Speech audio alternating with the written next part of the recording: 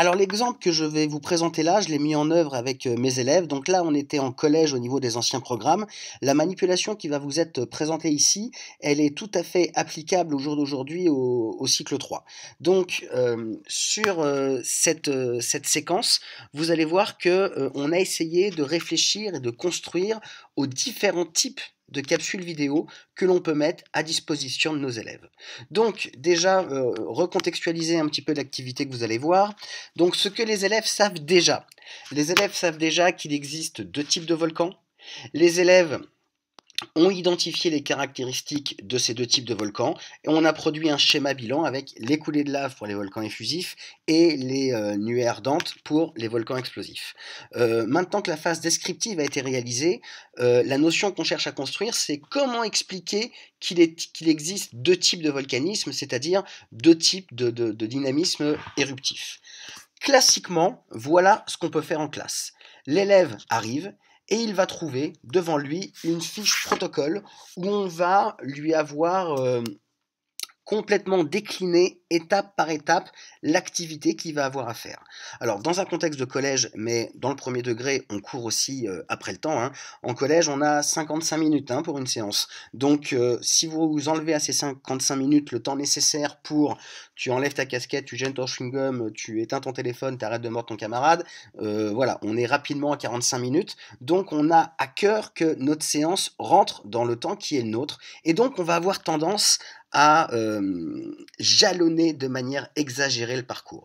Donc l'élève va trouver le protocole suivant. Pour modéliser les différents types d'éruptions, on va utiliser de la purée, fluide ou visqueuse.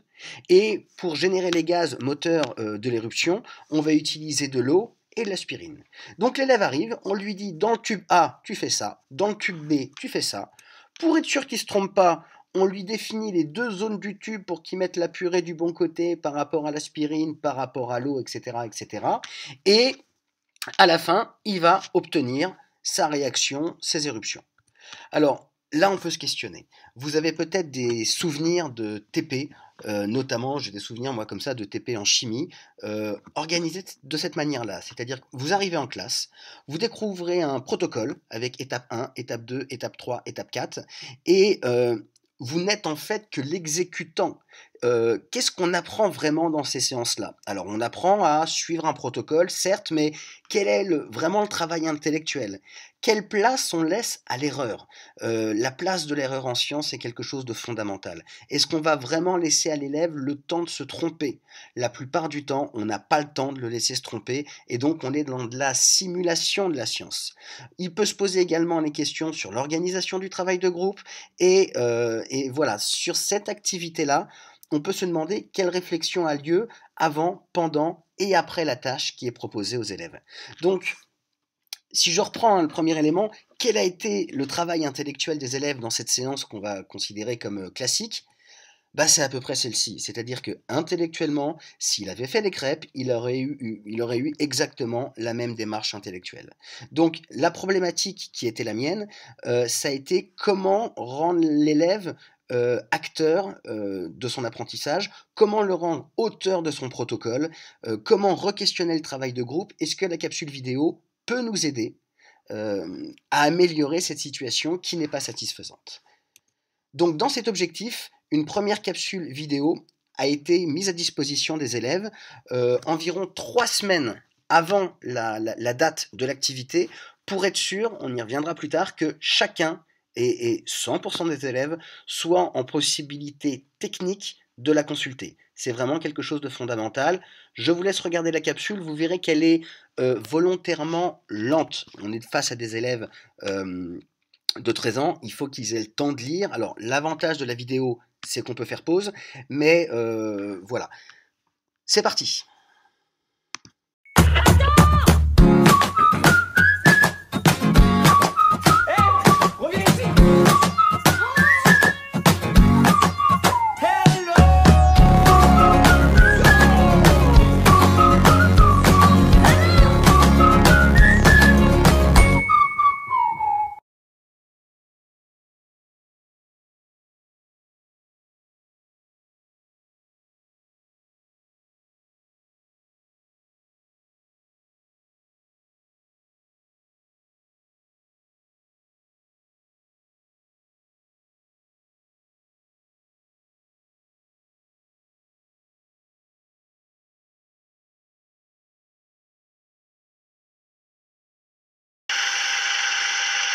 Une éruption volcanique a fait au moins 30 morts au Japon entre hier soir et ce dimanche. Le mont Otake est brusquement entré en activité.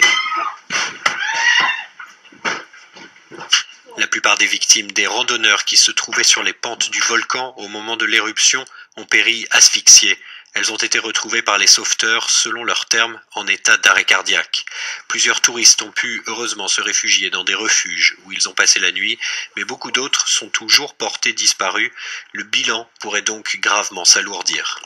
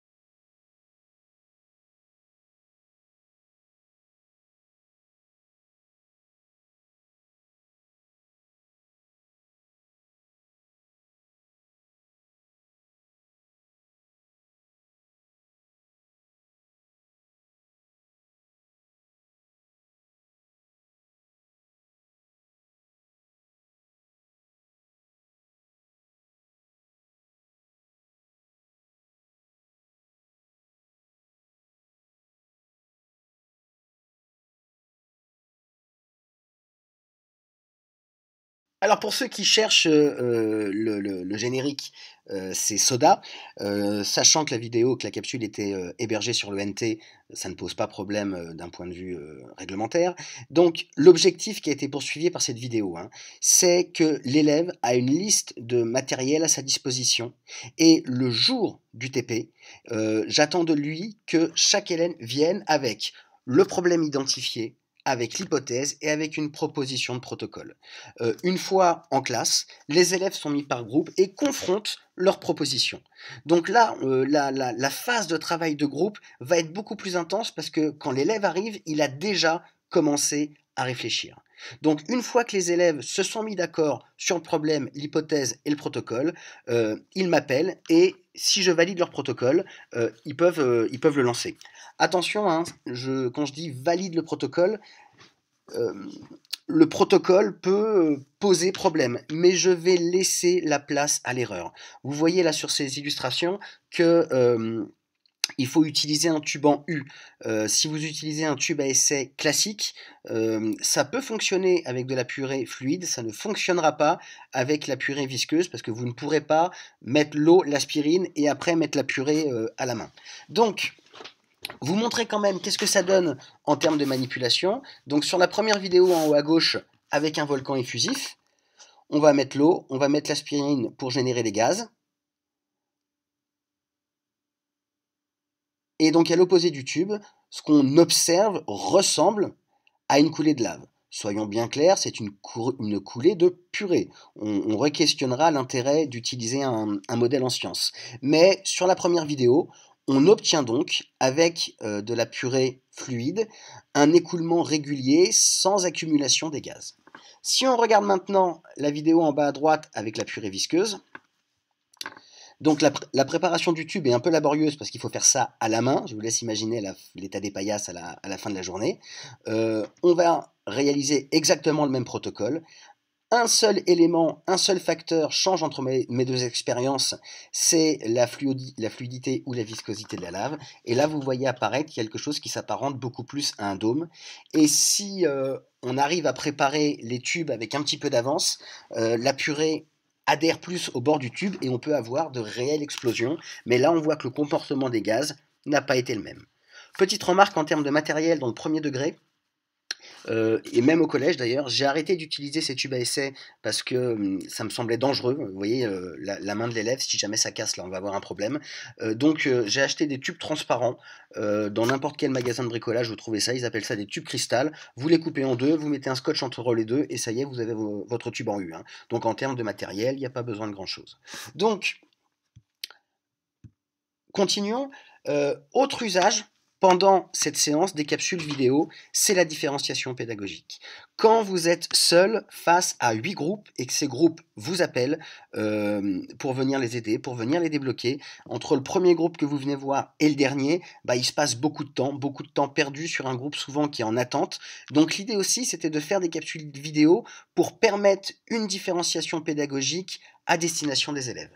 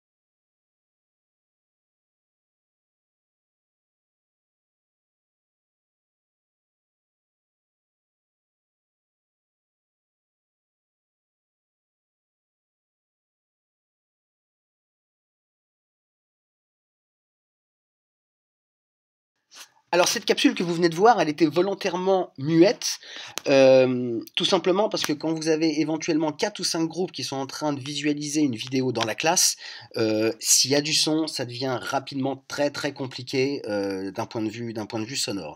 Mais vous voyez que l'intérêt de ces capsules, c'est d'apporter au groupe qui en a besoin et uniquement à ce groupe-là, au moment où il en a besoin, l'aide ponctuelle qui va lui permettre de démarrer, de travailler et de produire son travail.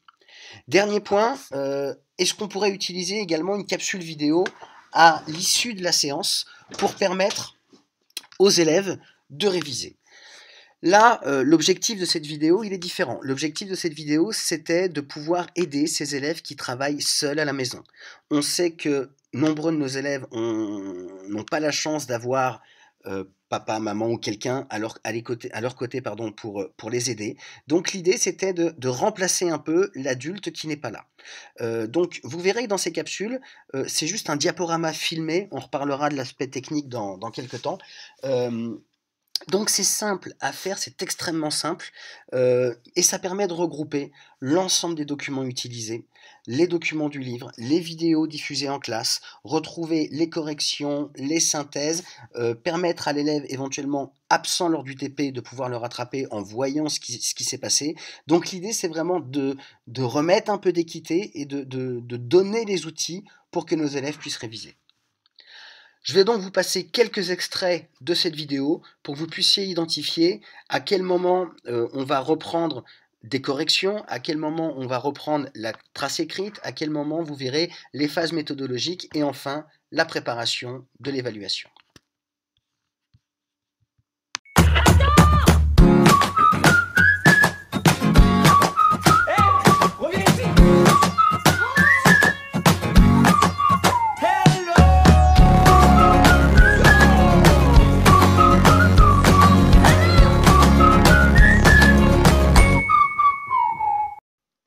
Bien, bonjour à tous. Nouvelle vidéo pour vous aider à préparer le contrôle qui arrive sur le chapitre 2, les volcans. Pour suivre cette vidéo, tu prends à côté de toi ton classeur avec toutes les activités, avec le cours, ainsi que ton livre. On va revoir ensemble l'ensemble de la séquence.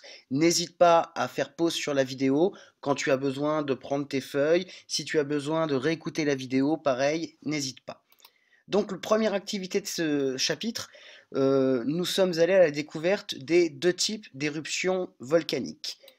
Nous avions à disposition donc une première vidéo qui vous montre l'éruption d'un volcan effusif, le Piton de la Fournaise.